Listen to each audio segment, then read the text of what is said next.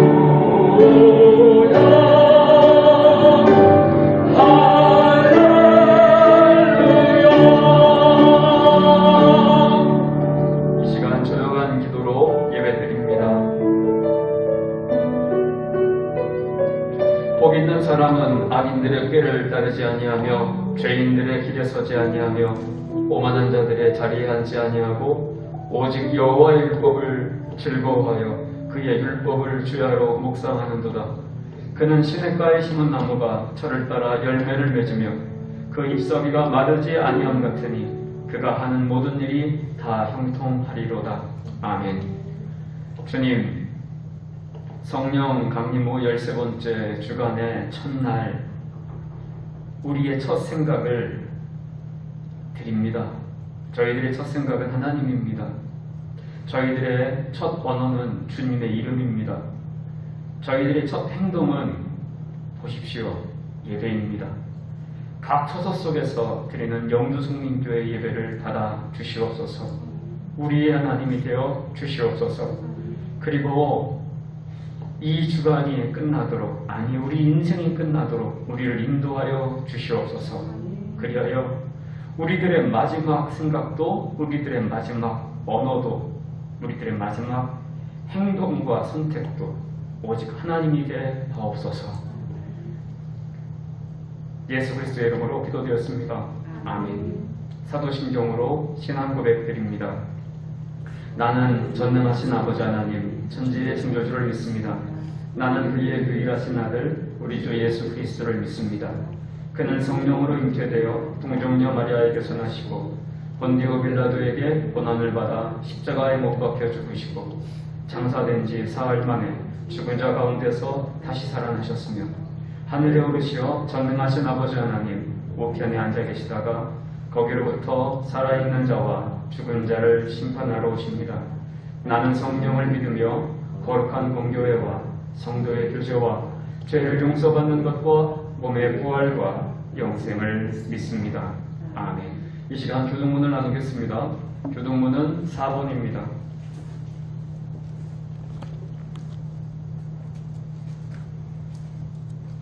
시편 5편 교동문 4번을 교독합니다. 여호와여 나의 말에 귀를 기울이사 나의 심정을 헤아려 주소서. 나의 왕 나의 하나님이여 내가 부르짖는 소리를 들으소서. 내가 주께 기도하나이다. 여호와여 아침에 주께서 나의 소리를 들으시리니 아침에 내가 주께 기도하고 바라리이다. 주는 죄악을 기뻐하는 신이 아니시니 악이 주와 함께 머물지 못하며 오만한 자들이 주의 목전에 서지 못하리이다.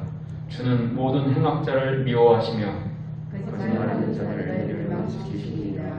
여호와께서는 피 흘리기를 즐기는 자와 속이는 자를 싫어하시나이다. 오직 나는 주의 풍성한 사랑을 힘입어 주의 집에 들어가 주를 경외함으로 성전을 향하여 예배하리이다. 여호와여 나의 원수들로 말미암아 주의 의로 나를 인도하시고 주의 길을 내 목전에 굳게 하소서. 아멘. 십자가를 향하여 사정 찬송으로 성령 드립니다.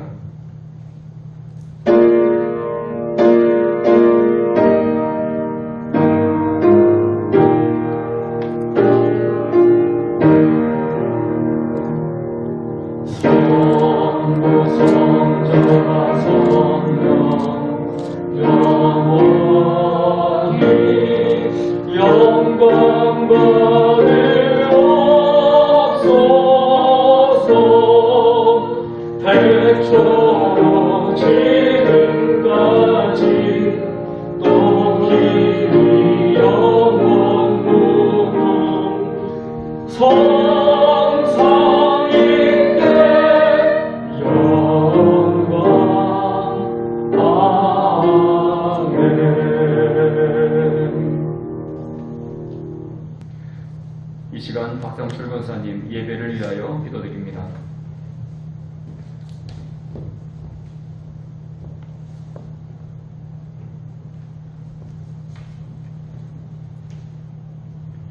사랑과 은혜가 풍성하신 하나님 아버지, 귀하고 복된 주일을 허락하시고 때를 따라 피로를 채워주시는 한량없는 은혜와 감사와 경배를 드립니다. 주님, 8월의 마지막 주일 각 가정에서 처소에서 영상 예배로 하나님께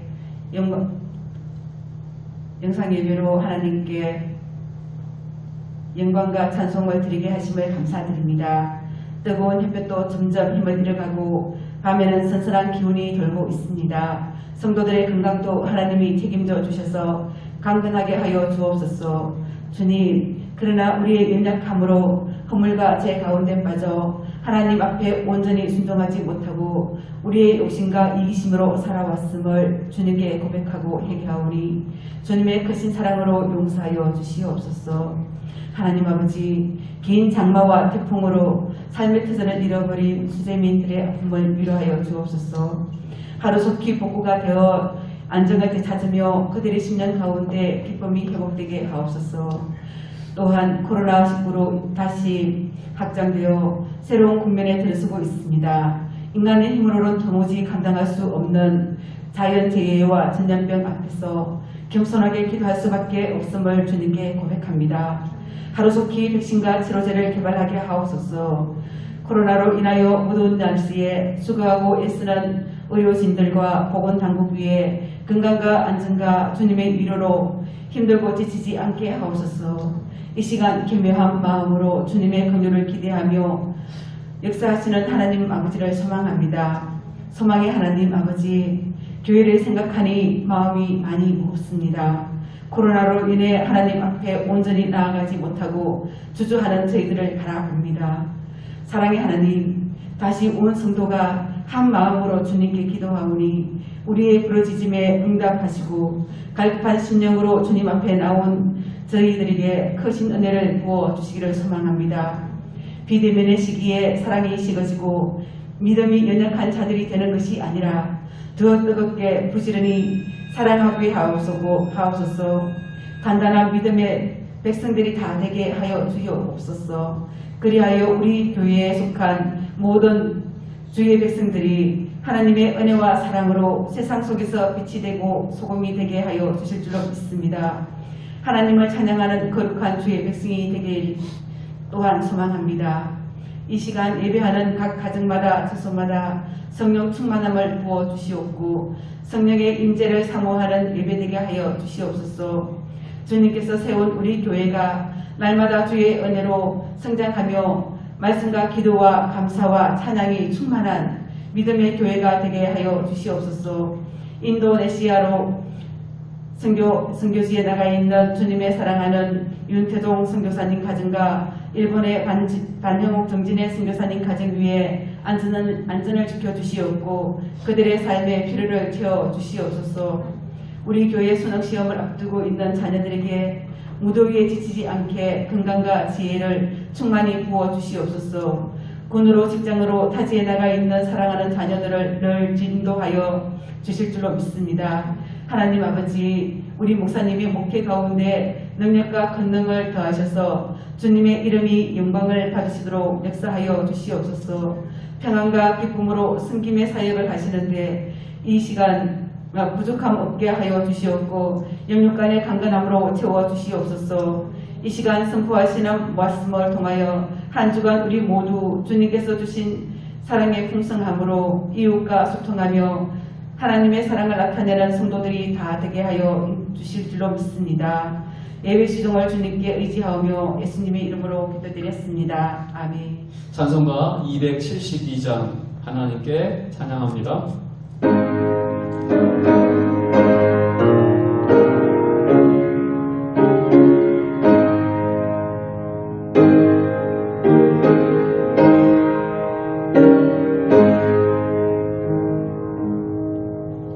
고통의 멍에 벗으려고 예수께로 나갑니다. 자유와 기쁨 베푸시는 주께로 갑니다.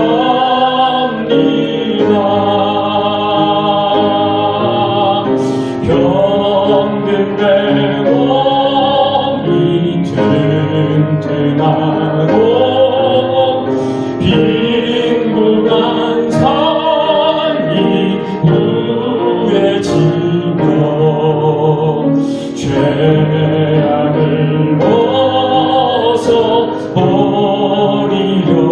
벗어버리려고 주께로 갑니다. 낭패와 실망 당한 뒤에 예수께로 나갑니다. 십자가 은혜 받으려고 주께로 갑니다.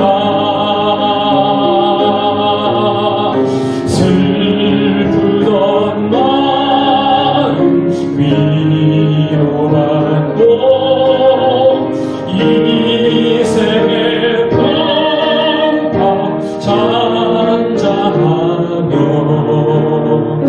영광의 찬송 부르려고 주께로 갑니다.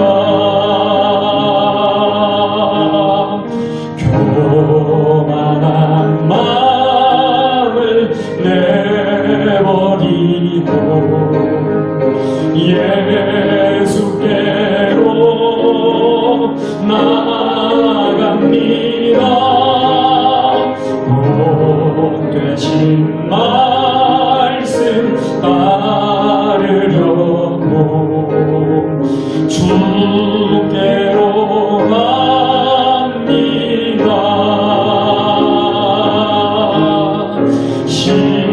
실망한 이 몸 힘을 얻고 예수의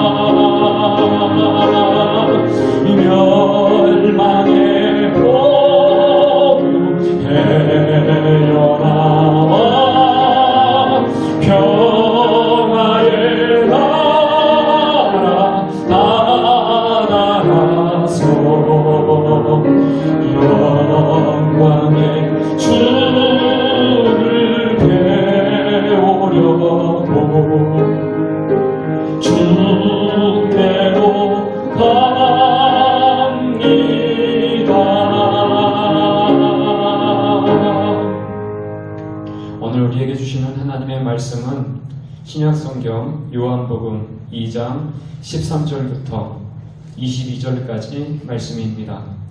제가 봉독하겠습니다. 유대인의 유월절이 가까운지라 예수께서 예루살렘으로 올라가셨더니 성전 안에서 소와 양과 비둘기 파는 사람들과 돈 바꾸는 사람들이 앉아있는 것을 보시고 노끈으로 채찍을 만드사 양이나 소를 다 성전에서 내쫓으시고 돈 바꾸는 사람들의 돈을 쏟으시며 상을 엎으시고 비둘기 파는 사람들에게 이르시되 이것을 여기서 가져가라. 내 아버지의 집으로 장사하는 집을 만들지 말라 하시니 제자들이 성경 말씀에 주의 전을 사모하는 열심이 나를 삼키리라 한 것을 기억하더라. 이에 유대인들이 대답하여 예수께 말하기를 네가 이런 일을 행하니 무슨 표적을 우리에게 보이겠느냐. 예수께서 대답하여 이르시되 너희가 이 성전을 헐라 내가 사흘 동안에 일으키리라. 유대인들이 이르되 이 성전은 46년 동안에 지었거늘 네가 3일 동안에 일으키겠느냐 하더라. 그러나 예수는 성전된 자기 육체를 가리켜 말씀하신 것이라. 죽은 자 가운데서 살아나신 후에야 제자들이 이 말씀하신 것을 기억하고 성경과 예수께서 하신 말씀을 믿었더라. 아멘. 교회 소식을 전합니다. 오늘은 성령 강림 후 13번째 주일입니다. 사회적 거리 두기 2단계에 따라서 오늘 예배는 각 처소에서 그리고 각 가정에서 성전을 삼아 영상으로 드립니다. 그리고 9월 초하루 새벽 기도회도 드리지 않습니다. 한 주간 동안 우리 교회는 하나님의 이웃을 사랑하라는 명령과 그리고 보건당국의 권고에 따라서 모든 예배를 비대면으로 드립니다. 사랑하는 성도 여러분, 부디 건강을 잘 지키시고 다시 만나 예배 드리기를 원합니다. 지난주 말씀 나눈 거 기억하십니까? 예수님의 첫 표적 이야기였죠. 가나의 혼인잔치에서 포도주가 떨어졌을 때 예수님께서 발심 있는 허드렛물로 그 포도주를 채워주신 바로 그 기적이었습니다. 포도주가 굉장히 중요한 영적 교훈을 가지고 있다고 말씀드렸죠. 신랑의 포도주는 신부에게 생명을 주는 사랑을 상징합니다. 예수님이 포도주를 채워주신 것은 신랑으로서 우리들에게 영원한 생명을 걸고 사랑하시겠다고 하는 그 약속, 그것을 지난주에 혼인잔치의 기적으로 말씀을 나누었습니다. 그런데 오늘 이야기는 성전 정화 이야기입니다. 다른 공간 복음서에서는 이 성전 정화 이야기가 십자가를 목전에 두었을 때 등장하거든요. 그런데 요한복음에서는 특이하게도 이 가나의 혼인잔치 첫 표적 이야기 바로 다음에 배치되어 있어요. 사도 요한이 일부러 이렇게 한 겁니다. 의도가 있어요. 예수님은 오늘 6월절을 맞아서 예루살렘 성전에 올라가셨습니다. 6월절은 이스라엘이 애굽에서 마지막 재앙을 맞은 바로 그날이죠. 그때 애굽의 초태생이 다 죽게 되었습니다. 그게 마지막 재앙이었습니다. 애굽만 아니라 이스라엘도 그건 마찬가지였습니다. 하나님의 말씀에 믿고 순종을 하면 구원을 받지만 믿고 순종하지 않으면 그날 다 죽는 거였습니다. 죽음이 찾아올 때 아무도 피할 수가 없었습니다. 모두가 죄인이기 때문이죠. 그런데 하나님께서는 그 죄인된 사람을 어린 양으로 구원하시려 합니다. 하나님이 아까 가나의 혼인잔치 말씀드렸잖아요. 우리를 신부로 사랑하시는 겁니다. 그런데 이뻐서 훌륭해서가 아니라 우리가 죄인 되었을 때도 하나님의 사랑이 변치 않았다라는 거죠. 그걸 6월절의 기적 이야기가 말해주고 있는 겁니다. 하나님은 어린 양의 희생으로 이스라엘 백성들을 구원하십니다. 믿음의 백성들을 구원하십니다. 그러나 단순히 이 어린 양의 피가 죽음을 이기는 어떤 효력이 있었기 때문이 아니에요. 어린 양의 피를 문설주에 바르라는 이 하나님의 말씀에 담겨진 뜻이 있습니다. 노예 가정에 양이 얼마나 귀했겠습니까? 게다가 어린 양은 온 집안 식구들의 귀여움을 차지했습니다. 우리나라 사람들이 참 강아지가 새로 태어나면 굉장히 귀여워하지 않습니까? 이스라엘 사람들한테 어린 양은 그런 존재입니다. 그래서 어린 양은 사람들의 품에 있기 십상이었습니다. 그러니까 어린 양은 단순히 가축이 아니에요. 어린 양은 그 집에서 가장 귀여움을 받은, 가장 귀히 여김을 받은 그런 생명이었다는 거죠. 그 어린 양을 잡아서 문설주에 바르는 과정, 그게 속죄 제사였습니다. 성전에서 이제 제사를 드릴 때 제물을 바치는 사람은 그 제물의 머리에 안수를 합니다. 자기 죄를 그 제물에게 뒤집어 씌우는 겁니다. 그리고 그 제물이 죽어가는 과정을 그 제물을 바친 그 죄의 주인은 다 지켜봐야 합니다. 얼마나 고통스러울까요? 나의 죄 때문에 애꿎은 생명이 이렇게 고통당하고 죽어가야 되니까요. 사랑하는 성도 여러분, 하나님이 어린 양의 희생을 통하여 우리의 죄를 사해 주시는 그 뜻에 담겨져 있는 영적 교훈이 여기 있습니다. 죄의 고통을 직면할 수 있도록 역사하시는 거죠. 저도 처음 회개했을 때 정말 제가 깜짝 놀랐던 것은 저의 죄 때문에 상처받은 사람들의 고통을 하나님이 알려주셨어요. 제가 한 말 때문에, 제가 저지른 일들 때문에 그 사람들이 얼마나 큰 고통을 당했는지 그걸 하나님이 느끼게 해주셨어요. 그날 밤 너무 미안하고 너무 부끄럽고 너무 아팠어요. 정말 죄값이 사망이라는 것이 실감났습니다. 그리고 다짐했습니다. 다시는 죄를 짓지 않으리라. 속죄제사의 뜻이 이와 같습니다. 자신의 죄가 얼마나 많은 사람을 아프게 하는지 알라는 거죠. 하나님께서 죄인에게 부끄러움을 촉구하시는 겁니다.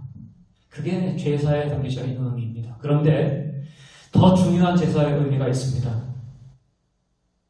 나의 죄 때문에 가장 많이 아픈 분, 그건 어린 양도 아니고요, 내 식구들도 아니고 내 곁에 사람들도 아닙니다. 하나님이십니다. 하나님이 어떻게든 죄를 사해 주시고자 어린 양의 생명을 대신 희생하시거든요. 하나님은 모든 생명의 주인이세요. 그래서 한 생명이 쓰러질 때도 아파하시는 분입니다. 근데 그 하나님께 어린 양이 그렇게 생명이 쓰러질 때 어찌 안 아프시겠어요? 근데 하나님께는 더 아픈 사람이 있었다고요. 누구냐면 우리들이라고요. 우리가 죽는 것이 하나님의 가장 큰 아픔이었다. 그래서 하나님은 사람을 살리시기 위해서 이 어린 양을 희생하시는 거고요. 그리고 하나님은 그 어린 양과 함께 같이 아파하시는 겁니다. 사람 살리시기 위해서 하나님이 대신 아파하시는 거죠.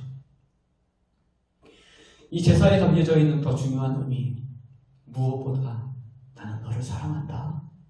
무엇보다 나는 너 때문에 가장 아프다.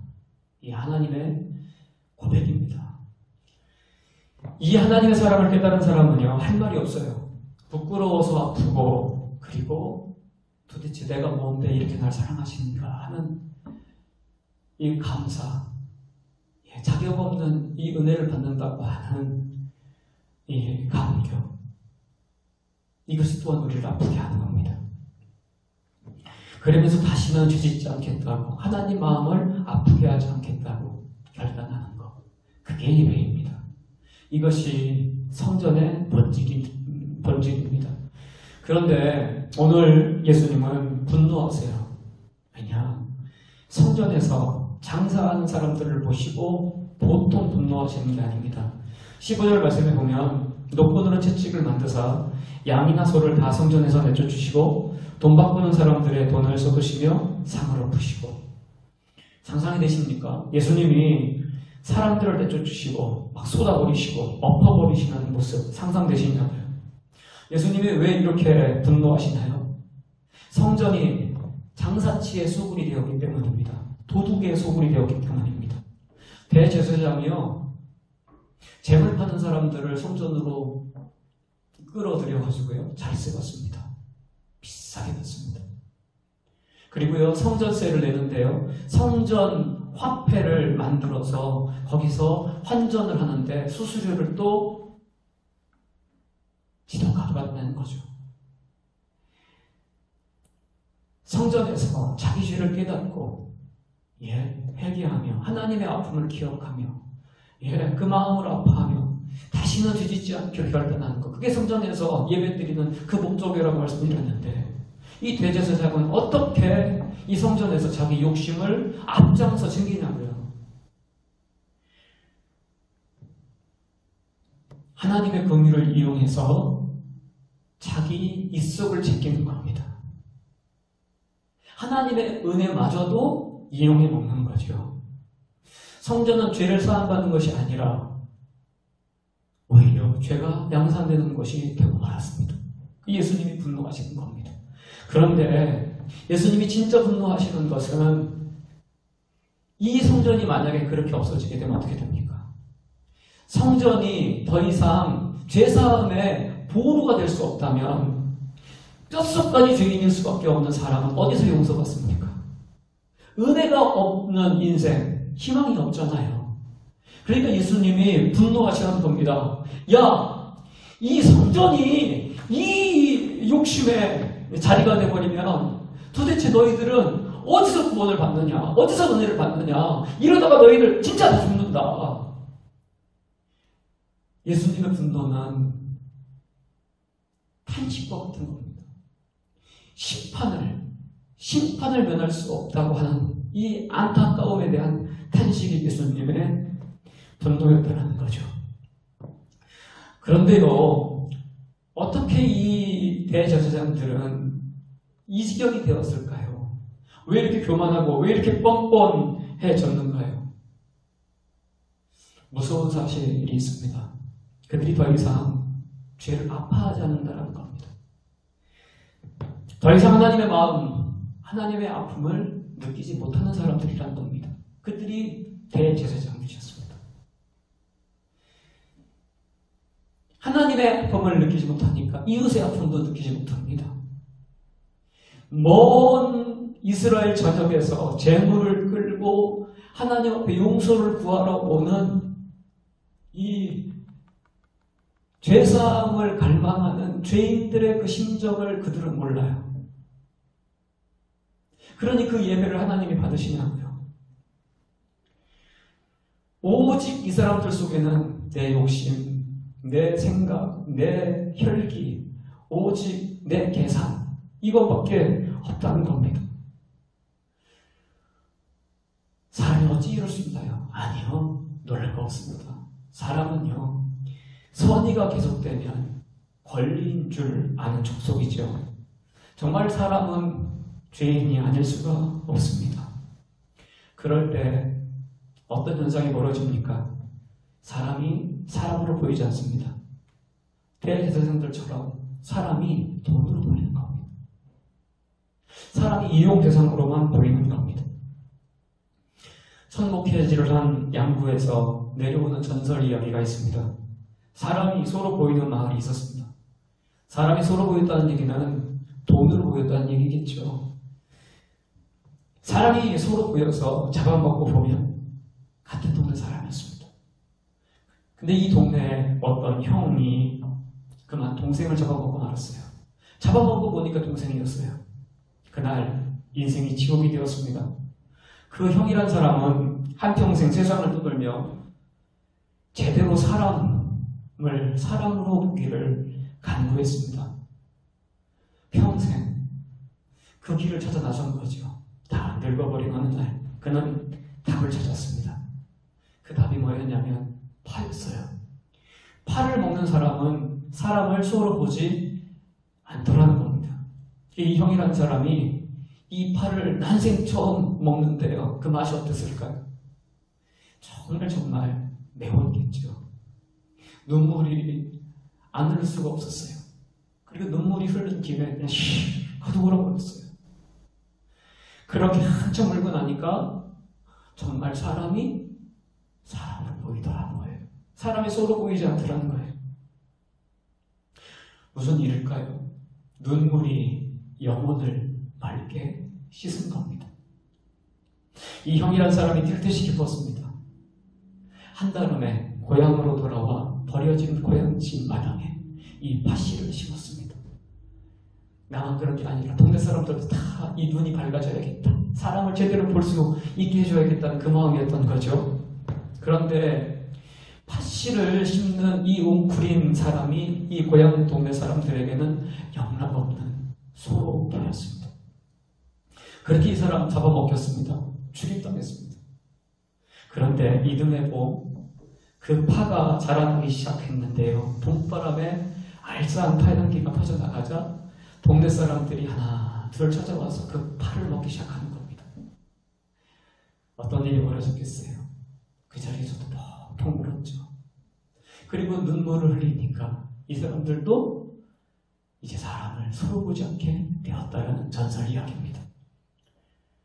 사랑하는 성도 여러분, 사람을 사람으로 제대로 볼 수 있는 사람, 눈물이 있는 사람이라는 이야기입니다. 어떤 사람이 눈물이 있습니까? 자기 죄를 부끄러워하고 자기 죄를 아파할 수 있는 사람에게 눈물이 있습니다. 독실한 신앙인이었던 독립시인 윤동주는 항상 부끄러워했습니다. 나라를 빼앗긴 식민지 백성으로 부끄러워했고요. 남들처럼 용감하게 독립운동에 앞장서지 못하는 나약한 자신을 부끄러워했습니다. 그는 그 부끄러움을 시로 썼습니다.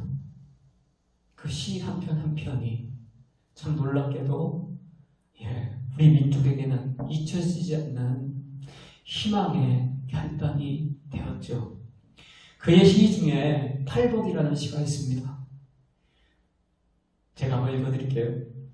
슬퍼하는 자는 복이 있나니, 슬퍼하는 자는 복이 있나니, 슬퍼하는 자는 복이 있나니, 슬퍼하는 자는 복이 있나니, 슬퍼하는 자는 복이 있나니, 슬퍼하는 자는 복이 있나니, 슬퍼하는 자는 복이 있나니, 슬퍼하는 자는 복이 있나니, 저희가 영원히 슬플 것이오.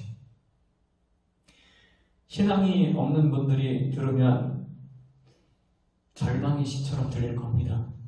그런데 이 시편은 윤동주 시인이 예수님이 산상수훈의 말씀 중에서 전하신 팔복의 말씀으로 지은 시입니다. 윤동주 시인에게 팔복의 말씀은 온통 슬픔으로 읽혔나 봅니다.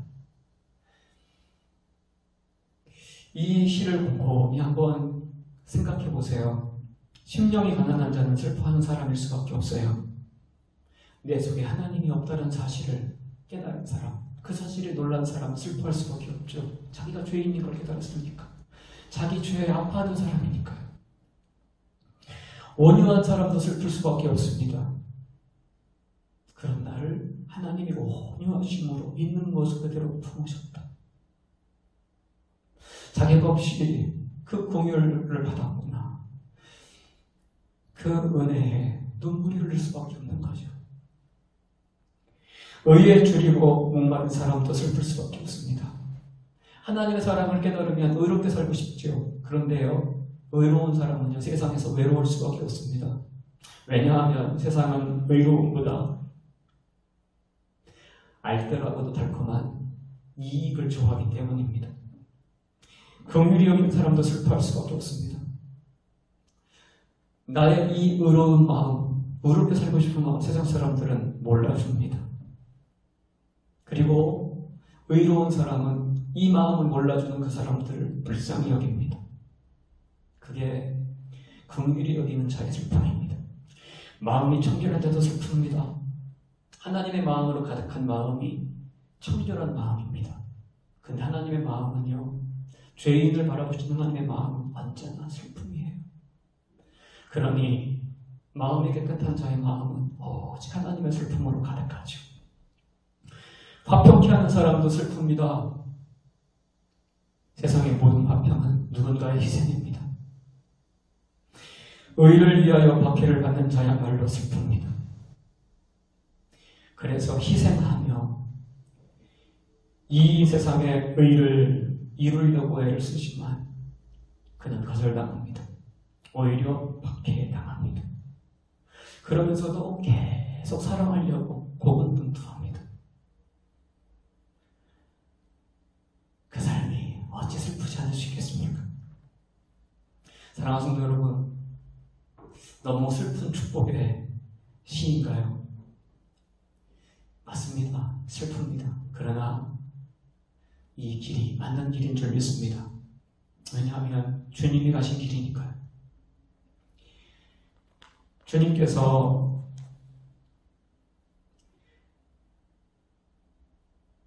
모두가 아프지 않기 위해 그 모든 죄악을 당신이 다 담당하십니다. 아무도 아프지 않기 위해서 당신이 대신 몽땅 아프시기 위해 예수님이 십자가를 짊어지십니다.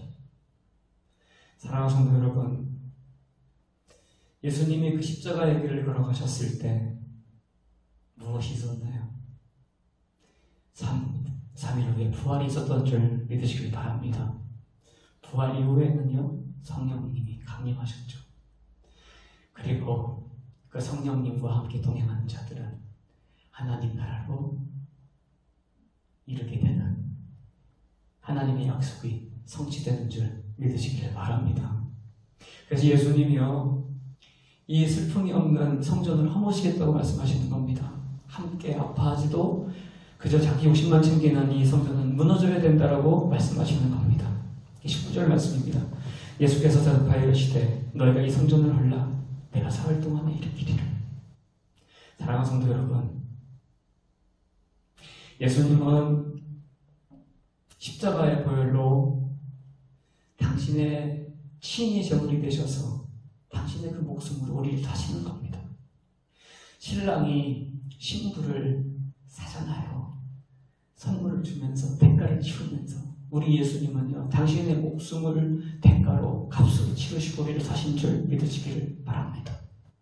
그래서요, 당신의 슬픔, 당신의 마음 같이 하는 자에게 예수 그리스도가 누리시는 모든 선하고 영광된 가치와 축복을 다 우리 것이 되게 하시는 줄 믿으시기를 바라요. 사랑하는 성도 여러분, 이 예수님의 마음 내가 믿을 때 이 예수님의 마음이 내 마음이 될 줄 믿습니다. 이 예수님의 슬픔, 예수님의 고통, 예수님과 한 마음으로 품으며 내것 삼을 때 비로소 그때 하나님의 위로가 임하고요, 하나님의 소망이 임하고요, 하나님의 사랑이 임하고요, 성령님이 임하시면서 하나님의 비전이 우리의 소원이 되고 하나님의 영광이 우리의 면류가 될 줄 믿으시길 바랍니다. 그렇게 해요, 우리는 움직이는 성전이 되는 겁니다. 성령이 거하시는 전이 되는 겁니다. 예수님이 십자가에서 죽기까지 사랑하시면서 성전이 되시는 것처럼 예수님의 그 마음을 보시어드린 우리도 하나님의 거룩한 성전으로 지어져 가는 거죠. 사랑하는 성도 여러분, 그래서 우리가 그리스도의 사람, 그리스도인인 줄 믿습니다. 지금 우리나라는 어느 때보다 아파하고 있습니다. 코로나19라고 하는 전염병 속에서 시달리고 있습니다. 하나님의 사람, 그리스도인은 아파하는 사람의 고통에 민감한 사람입니다. 그래서 그를 더 이상 아프지 않게 할 수 있다면 무엇이든 할 수 있는 겁니다.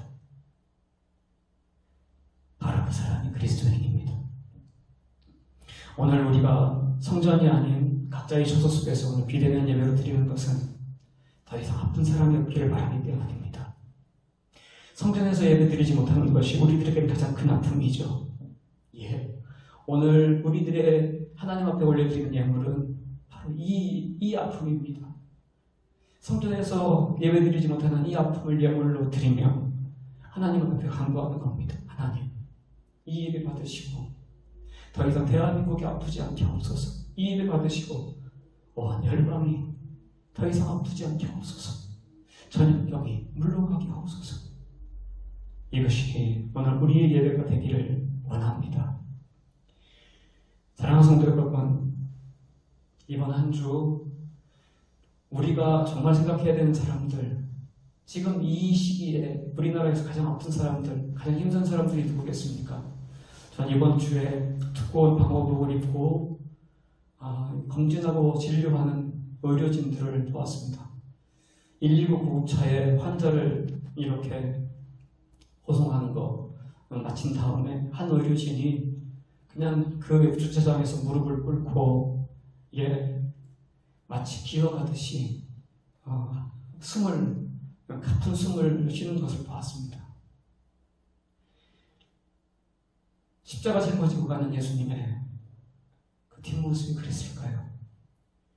참 힘들어 보이고 아파 보였습니다. 정말 사투를 벌이고 있습니다. 그리고요, 소위 비정규직 노동자들은 지금 일자리를 잃어버릴까봐 하루하루 불안에 떨고 있습니다. 이분들의 아픔이 우리들의 아픔이 되기를 바랍니다. 우리가 이분들의 아픔에 도와드릴 수 있는 방법은 하나밖에 없어요. 이 각자 있는 처소 속에서 함께 기도했으면 좋겠습니다.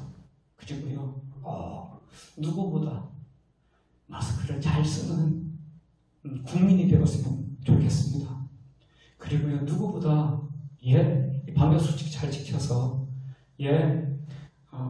정말 필요한 곳에만 우리가 있었으면 좋겠어요. 가정과 직장과 다른 곳에 다니지 않고 정말 하나님을 경외하는 마음으로, 경외한다는 게 섬간다는 뜻이잖아요. 몸을 섬가면서 그렇게 거룩한 근신의 일주일간 우리가 도전했으면 좋겠습니다. 그렇게 이 땅의 아픔을 어서 종식시키는데 우리 영수님교 성도님들이 앞장서시기를 주님의 이름으로 축원드립니다. 이 시간 이 말씀을 마음에 담고 우리 이 찬양 함께 드리길 원합니다. 주님의 나를 봐주옵소서 찬양 드리겠습니다. 그리고 이 찬양을 부르시면서 예물 봉헌을 하겠습니다.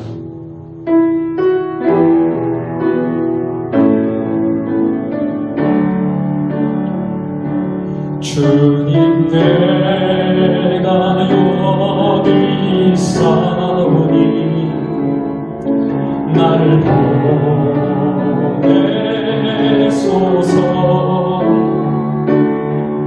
나의 맘 주께 드리오니 주 받으옵소서.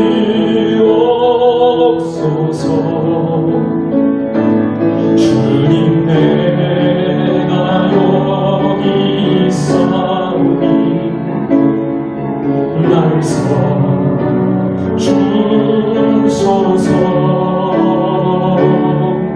가진 것 모두 다 주께 드리오니 주 받으옵소서.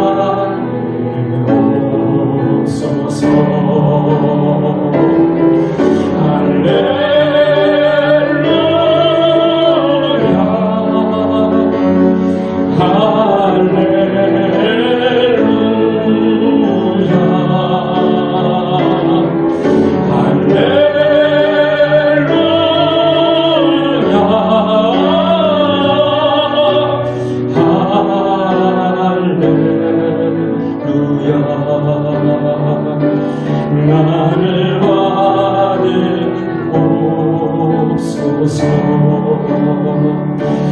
나를 받으옵소서.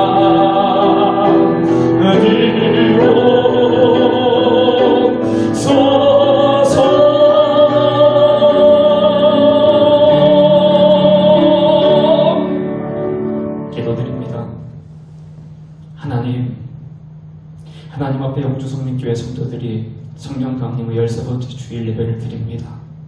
그리고 예물도 드립니다. 하나님, 이 예물을 드리며 저희들의 가정도 드립니다. 저희들의 일주일의 삶도 드립니다. 기업도 드립니다. 흠량히 받아 주시옵소서. 하나님, 다른 어떤 것보다 우리 교회 연로한 성도님들을 하나님 앞에 올려드립니다. 하나님만 주실 수 있는 생명으로 가득 채워 돌려주시옵소서. 하나님, 병환 중에 있는 성도들을 하나님 앞에 올려드립니다. 주여, 하나님의 강건함으로 새롭게 하여 주시옵소서. 하나님, 코로나19로 전염병 가운데 시달리고 있는 대한민국도 올려드립니다. 주여, 이 전염병을 물리치고 건강하여 다 같이 안전하고 자유로운 일상을 영위하는 대한민국으로 새롭게 회복시켜 주시옵소서. 하나님, 저희들의 인격을 올려드립니다. 주님, 저희들의 일주일의 삶을 통째로 올려드립니다. 오직 하나님의 은혜로, 하나님의 아픔으로, 하나님의 슬픔으로, 하나님의 마음으로 하나님이 주시는 은혜와 그 위로와 사랑과 하나님 그 능력과 용기와 끈기로 우리를 채워 주시옵소서. 그래 주님, 저희가 코로나로 아버지 아파하고 있는 우리 이웃들 앞에서 국민들 속에서 하나님 참된 그리스도인으로 우뚝 설 수 있게 하여 주시옵소서.